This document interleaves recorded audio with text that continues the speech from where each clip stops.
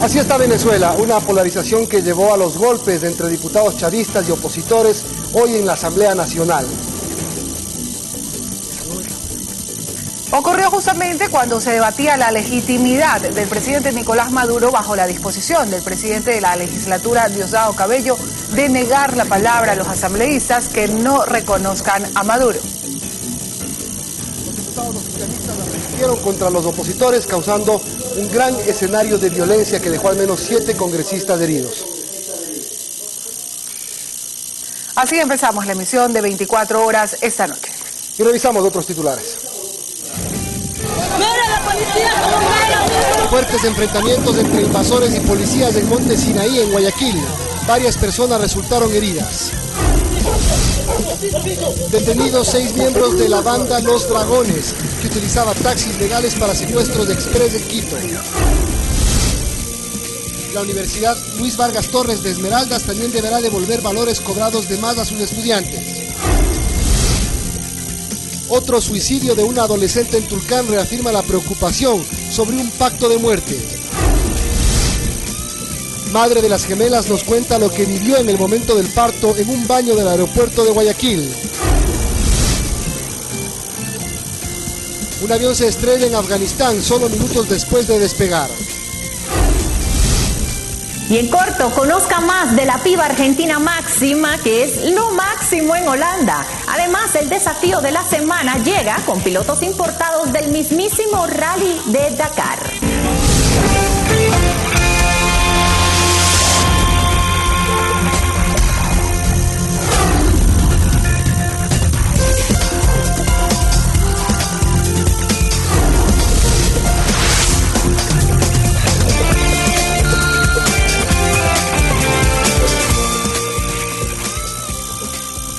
Y como vieron, un nuevo hecho de violencia sacude la Asamblea de Venezuela. El diputado opositor Julio Borges fue golpeado durante la sesión de este martes, al parecer por legisladores de la bancada oficialista. El hecho comenzó cuando parlamentarios opositores manifestaron su rechazo a la decisión adoptada por el presidente de la Asamblea, Diosdado Cabello, de negar el uso de la palabra a los diputados que no reconozcan a Nicolás Maduro como el nuevo mandatario de Venezuela. Estuvimos esperando 3 horas a que pudiéramos lograr que hubiera una respuesta pacífica a todo esto, y los diputados de nuevo negaron el derecho de palabra a la oposición, comenzaron a lanzar sillas, computadoras, fueron directamente contra mi persona, negaron el derecho de palabra a los diputados y lo importante es que nosotros queremos que el mundo sepa lo que sucede en Venezuela.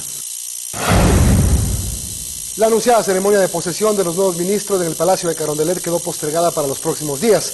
Sin embargo, hay información allí. Vamos al Palacio de Gobierno con María Gracia Costa para que nos cuente detalles. María Gracia, ¿cuáles son los cambios confirmados? Buenas noches.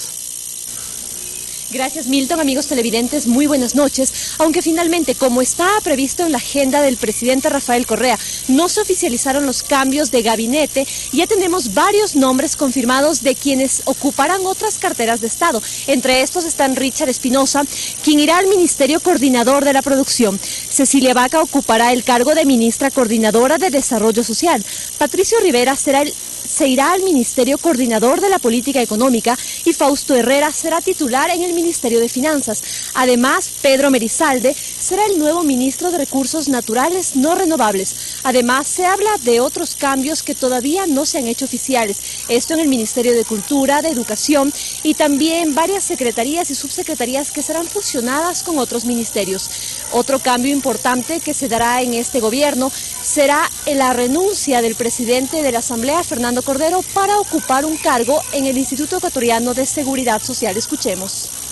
A los electores creo que están en paz porque saben que yo no me estoy barajando, o sea, no me estoy rifando, me estoy simplemente buscando cómo serles mucho más útiles. Si estamos en la misma revolución y son funciones diferentes. Fuimos elegidos ventajosamente 200, entonces que esté mi compañera Alexandra ahí les da la misma garantía que traía yo.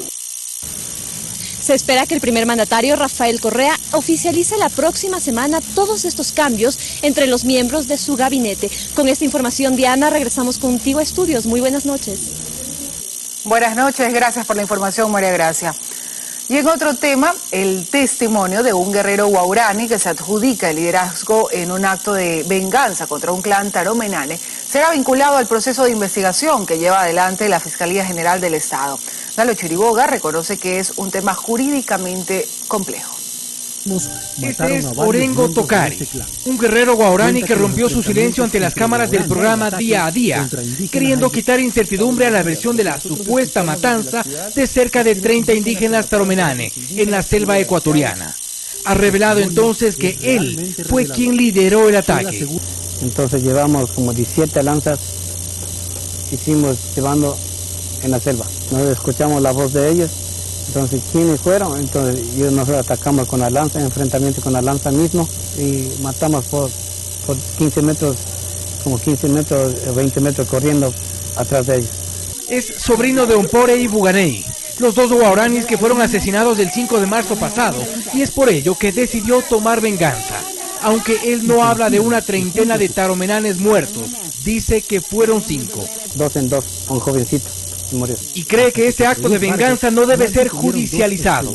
Taromenales le mataron a mi tío, entonces nosotros fuimos a atacar a los taromenanes. Porque si yo hubiera matado con el juego de armas, esa cosa sí hubiera ser, sino que mi cultura es solo lanza nomás. Lo cierto es que este testimonio podría dar respuesta a algunas preguntas que aún tiene la Fiscalía General del Estado sobre este tema. Es por eso que, según el fiscal, la revelación de Orengo Tocari será incluida en el proceso de investigación. Y la confrontaremos con los otros espacios de investigación que tenemos. La venganza a la que hace referencia Tocari podría tener otra interpretación desde el punto de vista de la antropología jurídica.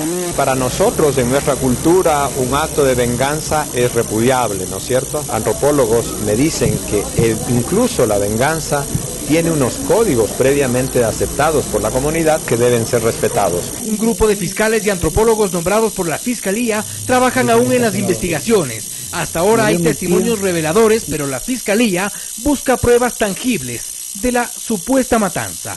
Fausto Yepes, 24 horas. Una banda dedicada al secuestro express en Quito fue desarticulada en un operativo realizado esta madrugada. 6 hombres están detenidos. Este es el operativo Dragón, desarrollado paralelamente en el sur y en el norte de Quito, para desarticular a la que sería una peligrosa banda dedicada al secuestro express. 6 allanamientos se realizaron y varios bienes han sido incautados por orden de la autoridad. No es una sola banda, sino que existen varias organizaciones delincuenciales que se está tratando de desintegrar.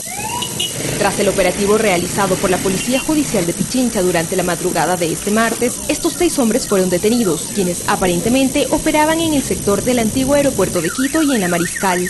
El momento en el que los pasajeros de Tababela llegaban al antiguo aeropuerto, pues estos individuos, estos delincuentes, los embarcaban en sus vehículos y luego los robaban. Entonces hay una serie de robos que se han producido así. Según la policía, en estos 3 taxis supuestamente legales se movilizaban los detenidos, quienes al parecer ya tenían antecedentes. Como son robo, apropiación ilícita, tenencia ilegal de armas de fuego, violación. El presunto líder de la banda, que se llama Marco Clever Romero Salazar, presenta 15 detenciones. Insisto, 15 detenciones. Esto definitivamente no podemos seguirlo tolerando. 15 detenciones tiene usted, señor. Pero he hecho la rehabilitación y he vuelto a caer a los 5 años. Eso tengo hecho la rehabilitación, tengo el récord policial. ¿Cuántos secuestros express ha hecho? Ningún secuestro express, yo no tengo nada que ver en esto. Además, ellos habrían asaltado al ex candidato presidencial Mauricio Rodas en el mes de febrero. Tras la audiencia de formulación de cargos, a los 6 hombres se les dictó prisión preventiva para continuar con las investigaciones. Andrea Romero, 24 horas. Fuertes incidentes se registraron en el sector de la cooperativa Sergio Toral y Monte Sinaí en el noroeste de Guayaquil, luego de que la Secretaría de Control de Invasiones demolió varias viviendas.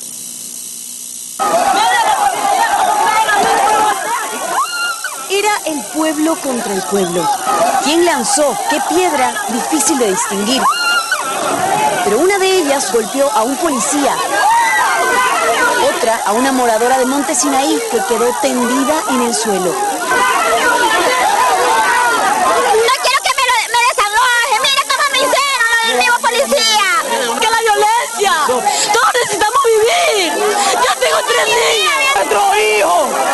tiene tu casa, yo no la tengo. Y yo pagué, aquí yo estoy pagando. Minutos antes, un numeroso contingente policial junto al secretario de Prevención de Asentamientos Ilegales llegaba a esta zona urbano marginal del norte de Guayaquil, en la que ya se había notificado que debían desalojar. Algunos, como advirtiendo lo que se venía, aprovecharon para sacar a último momento sus pertenencias, otros a desarmar los techos de sus improvisadas casas de caña. El resto lo hizo la pala mecánica y los representantes de la empresa eléctrica. Hubo llanto, tristeza. Somos pobres, amigos, igual ahorita ya quedamos en la intemperie, ya no tenemos a dónde ir. Tranquilamente pueden ayudarlas a esta pobre gente que viven aquí. Pero nunca pensé que ustedes tengan la sangre fría. Muchas de ustedes. Pero después, lo que ya observamos al inicio de este reportaje, los desmanes y algunos heridos, que no tienen a dónde ir, que se han violado sus derechos, eran algunos de los reclamos. Nuestros derechos no valen, nosotros somos seres humanos, igual que todos. Y los desalojos continuarán, eso está claro. La guerra a las invasiones retoma su fuerza, iniciando en Guayaquil, pero le sigue todo el país. ¡El pueblo unido jamás será vencido! Natalie Toledo, 24 horas. Un nuevo caso de suicidio de una adolescente genera mayor preocupación en Tulcán, en la provincia del Carchi. Ya son 3 los casos de autoeliminación que se han registrado en estos últimos meses. Coincidencia o no, un nuevo suicidio se registra en Tulcán, como confirmando el pacto firmado por 16 adolescentes para autoeliminarse cada mes. Habían dejado una carta, en ella habían hecho un pacto de los nombres de las personas que se iban a matar. Tan solo días atrás se recordó con pesar la muerte bajo las mismas circunstancias de una menor de 14 años. Hoy tomó la fatal decisión una chica de la misma edad. Ya son 3 niñas que van en 3 meses, una niña por mes. Paramédicos del Cuerpo de Bomberos acudieron al llamado de auxilio, sin embargo no fue mucho lo que lograron hacer. Ya la encontramos en un estado crítico en el cual ya las maniobras que nosotros pudimos realizar fueron, se puede decir, en vano. La preocupación crece alrededor de las versiones de las mismas adolescentes frente al pacto de muerte. Hicieron un pacto en la carta, en ahorcarse. Que se haga investigaciones, no por mi hija porque ya no la puedo revivir, sino que por el resto de niñas que quedan. En Tulcán, Jairo Jacome Ortega, 24 horas. Y nuevamente la delincuencia se toma las calles de Quito. Varios rateros en motos atacaron a 4 adultos mayores que salían de un banco.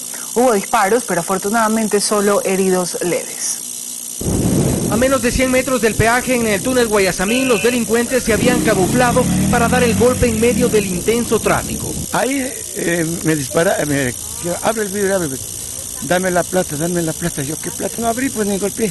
Como no se rompió con la cacha del revólver, me dispararon. Las víctimas, 4 personas mayores que venían del banco y al parecer le siguieron por varias cuadras, hasta aquí. Sí, yo estaba con el vidrio así, se escogieron la cartera y se sacaron por aquí. Lo que yo le vi es que estaba vestido de negro. 2 balazos pudieron ser fatales, aunque provocaron el estallido de los cristales y leves heridas. Ese es del uno y acá está el del otro, porque dispararon de esa ventana y también de aquí. Y cuando yo vi el revólver dije, no podía pensar. Pues. La policía nuevamente recomienda que tras la transacción bancaria se pida resguardo policial.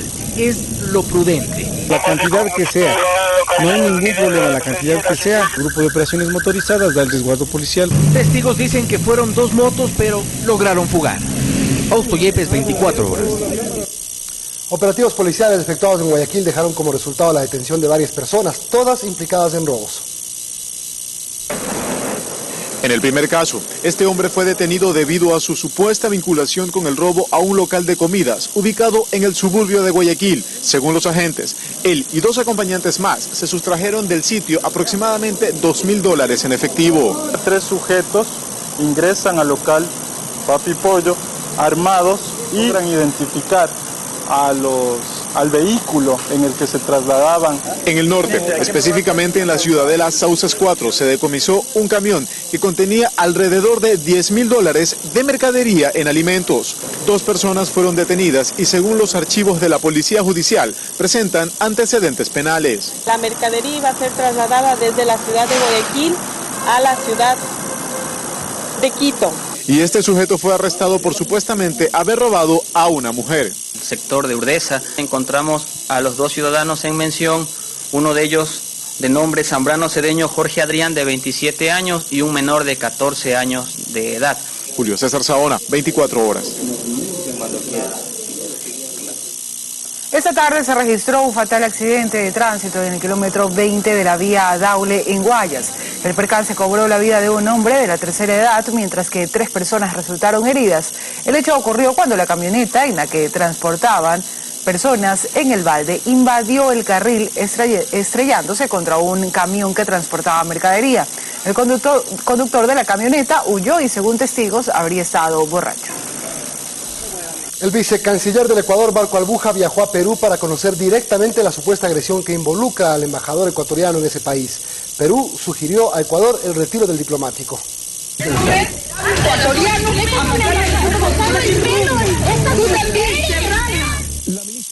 Tras una supuesta agresión que involucra al embajador de Ecuador en Perú, la Cancillería de este país pidió su retiro de la delegación diplomática. A esta solicitud se sumaron varios congresistas del Perú. He pedido a la presidencia de la comisión el retiro inmediato del embajador. La violencia hay que condenarla, venga de donde venga. Según la versión de Cristina Castro, ella y su hija habrían sido agredidas por el embajador Rodrigo Riofrío en un supermercado. La actitud de él todo el tiempo ha sido manazos y con las piernas así en alto. Patear. A patear. Medios locales señalaron que luego del supuesto incidente la multitud evitó que el funcionario dejara el lugar, pero finalmente logró ingresar a la embajada ecuatoriana. El embajador, en un comunicado, lamentó el incidente y aseguró que él fue agredido y se defendió. Frente al incidente, el canciller ecuatoriano Ricardo Patiño escribió en su cuenta de Twitter: "Es lamentable lo sucedido en Lima. Hemos enviado a nuestro vicecanciller Marco Albuja para contar con información directa y tomar decisiones". En lo que los dos países concuerdan es que esto no afectará las relaciones bilaterales. María Gracia Acosta, 24 horas. Seguimos con más noticias. De una visita sorpresa del presidente Rafael Correa al Banco de Fomento de Guayaquil reveló manejos irregulares, entre estos una millonaria inversión en importación de maquinaria, hace más de 4 años, y por la que la entidad ha pagado desde entonces más de $3 millones por alquiler a varias almaceneras privadas. Fuera de agenda. El último viernes el presidente se apareció por las bodegas de Zona Fría, alquiladas al Banco Nacional de Fomento para guardar decenas de tractores y monocultores importados desde China en el año 2009. Correa los vio allí, deteriorándose, lejos del campo, sin trabajar la tierra ni en manos de los agricultores, que fue el motivo de esa adquisición de maquinaria agrícola. Bodega repleta de monocultores, vamos a explicar, una compra que se hizo hace 4 años, han vendido solo el 30%. Aquí, aunque se está en la bodega del Banco de Fomento, han alquilado bodegas privadas, ya se está haciendo examen de Contraloría, hemos mandado a la Secretaría de Transparencia en Gestión todo esto, y aquí deberá haber responsable, porque aquí hay lucro cesante para el pueblo ecuatoriano. El Contralor, presente en el recorrido, detalló que el organismo de control está revisando estas y otras adquisiciones hechas por el banco hace más de un año y anunció resultados preliminares. Obviamente se han invertido un poco más de $11 millones en la compra, importación, pago de impuestos y alrededor de $3 millones en bodegajes que cuando llegaron estos aparatos no tuvieron la precaución de tener un sitio donde ubicarlos. Pero esta denuncia no es nueva. El 23 de enero de 2012, en el programa de los desayunos de 24 horas, con la unidad de investigación, descubrimos estos supuestos negociados. En nuestra investigación constatamos una a una las 3 almaceneras con las que el BNF tenía contratos de alquiler. Zona Fría en la vía San Borondón, Telersa en la vía perimetral sector de Inmaconza y Balsera en la avenida Domingo Comín. Constatamos cuántos aparatos seguían allí guardados. Buscamos a sus propietarios. Hicimos los requerimientos formales para saber del lado del banco cuánto habían gastado por el uso de estos galpones, cuántas máquinas se habían entregado y pedimos una entrevista con sus administradores. Pero no obtuvimos respuestas. El presidente en su última sabatina. Y compraron miles de estos motocultores, centenas de tractores muy buenos, pero solo entregaron 30%. 4 o 5 años embodegados y han pagado cerca de $3 millones en arriendo a bodegas privadas. Así que tendrán que responder ante Contraloría. Lo cierto es que son los resultados de las últimas administraciones del Banco de Fomento entidad que se metió en el negocio de importar maquinaria agrícola, todo un posible peculado por el uso de recursos públicos que fue incluso denunciado en la Fiscalía hace más de un año, aunque en el gobierno parece que se enteraron recién. Si sigue así ese banco, yo estoy pensando seriamente en cerrarlo y buscar una alternativa, ¿no? Jorge Rodríguez, 24 horas. Y la Corporación Financiera Nacional entregó cerca de $6 millones a quienes se dedicaban a la pesca de arrastre, actividad que dejó de ser legal en nuestro país en diciembre pasado. Algunos de los beneficiarios ya piensan en qué invertirán los créditos. Hoy fueron por lo menos 6 los beneficiados de créditos millonarios que otorgó la Corporación Financiera Nacional a ex empresarios de la pesca de arrastre, que dejó de ser legal en nuestro país a partir del 15 de diciembre del 2012. Una medida gubernamental que fue la de suspender o modificar la actividad pesquera fue acompañada con una banca pública que toma un riesgo y que hace que esa medida pueda ser ejecutada sin perjudicar a los empresarios. El plan de contingencia del gobierno nacional contempla nuevas actividades a las que los ex pescadores de arrastre se podrán dedicar. Entre ellas, diferentes cupos como la pesca de pelágicos pequeños con red de cerco, barrilete, merluza y otras especies afines, la pesca oceánica con espinel o palangre y la pesca industrial de anguilas, bacalao y calamar gigante. En virtud de apoyar a este sector que se vio perjudicado en beneficio del medio ambiente, hasta el momento se han entregado $6.3 millones. Los beneficiados todavía no están de acuerdo con la medida, pero la respetan. Esperemos que sí, que sea suficiente para empezar. La Corporación Financiera Nacional espera que más empresarios realicen los trámites y puedan también ser impulsados. El dinero deberá servir, dicen, en la adquisición de nuevas embarcaciones, en el reacondicionamiento de otras y que se tenga el capital operativo para que puedan cambiar sus artes de pesca.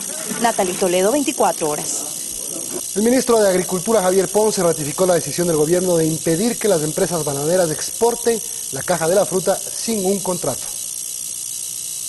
Vamos a iniciar esta semana a impedir la actividad de empresas que ya hemos identificado que están actuando sin contrato.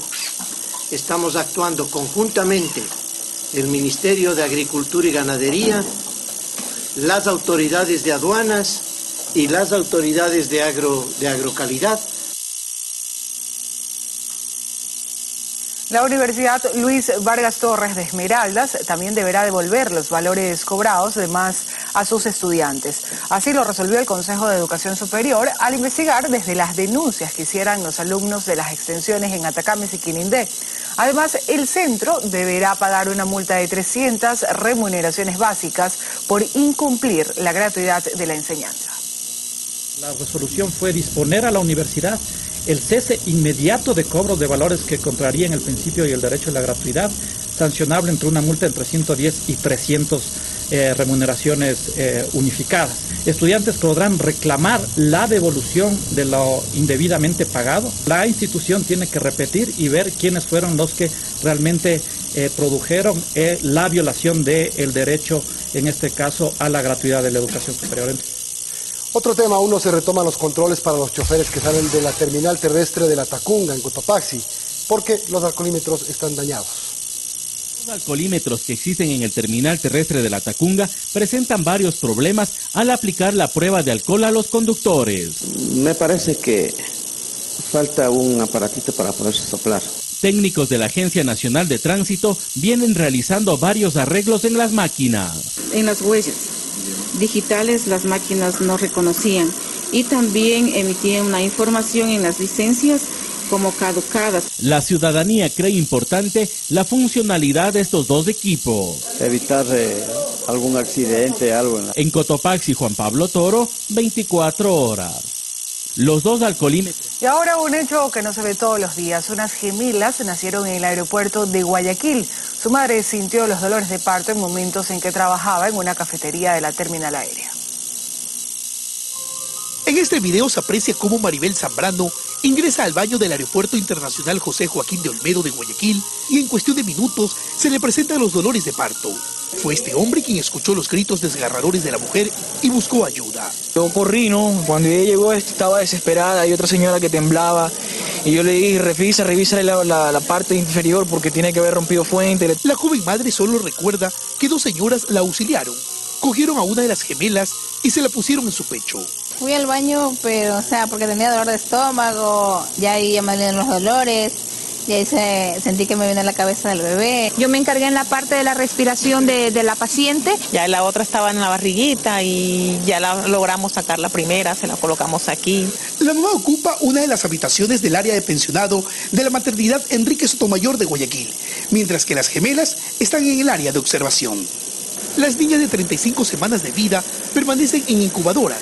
Son atendidas en el área de neonatos, pues según los galenos, presentan dificultades respiratorias.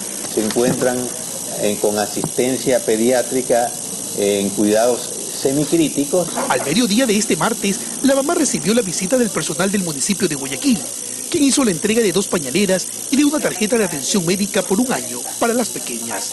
Zambrano Rodríguez tiene 27 años y lleva 6 años laborando como mesera en una cafetería de la terminal aérea. Hoy esta nueva madre se muestra contenta de haber recibido la ayuda para alumbrar a sus bebés. ¿Papá de las bebés? Brilla por la ausencia. Madre soltera. Sí, con 2 bebés es una emoción muy grande y la bendición más grande de Dios que me mandó. Las niñas ya tienen nombre: Alexa, Valentina y Angelina. Una historia de solidaridad con un final feliz. Carlos Julio Gurumendi, 24 horas. Monseñor Antonio Arregui, actual arzobispo de Guayaquil, presentará su dimisión ante el Papa Francisco. Arregui está próximo a cumplir 10 años al frente de la diócesis de Guayaquil y cuyo nombramiento estuvo a cargo del Papa Juan Pablo II. Monseñor Antonio Arregui Yarza se despide de la diócesis de Guayaquil. El próximo mes de junio presentará la renuncia a sus funciones ante el Papa Francisco. Arregui aclara que su dimisión es para dar fiel cumplimiento al Código del Derecho Canónico de la Iglesia Católica. Cuando un obispo cumple 75 años, presenta su renuncia al Santo Padre. Es una medida relativamente reciente porque antes era más bien vitalicio el cargo. Una vez que haga oficial su renuncia ante el Sumo Pontífice, esta podría no ser aceptada de inmediato, por lo que sus funciones se prolongarían por un tiempo más.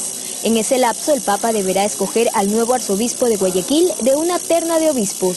Cuando se trata de una diócesis que es, digamos, de un cierto tamaño, o un arzobispado o algo así, muchas veces la terna se organiza en base a los obispos que ya están ejerciendo en otras diócesis. Luego de su retiro, Arregui pasará a ser arzobispo emérito, una condición que le permite dejar atrás sus responsabilidades diocesanas, pero sin alejarse de la Iglesia. Seguir ejerciendo el sacerdocio de la forma pertinente, es decir, predicar, confesar, celebrar la Eucaristía, donde quiera que se pueda seguir sirviendo. El próximo 31 de mayo, Monseñor Arregui cumplirá 10 años al frente de la diócesis de Guayaquil, cuyo nombramiento estuvo a cargo del Papa Juan Pablo II. Joana Ramos, 24 horas. La Fiscalía del Guayas inició la instrucción fiscal en contra de 2 policías por la muerte del hincha barcelonista Michael Murillo, conocido como Arenita. Los nombres de los imputados son Amandino Mesa Montalbán y Jorge Aníbal Gualotuña Guanamarca, para quienes se solicitó una audiencia de formulación de cargos. La medida se da luego de que Criminalística determinara que los agentes habrían usado sus armas en el momento del incidente ocurrido el 4 de noviembre pasado en el puente de la Unidad Nacional.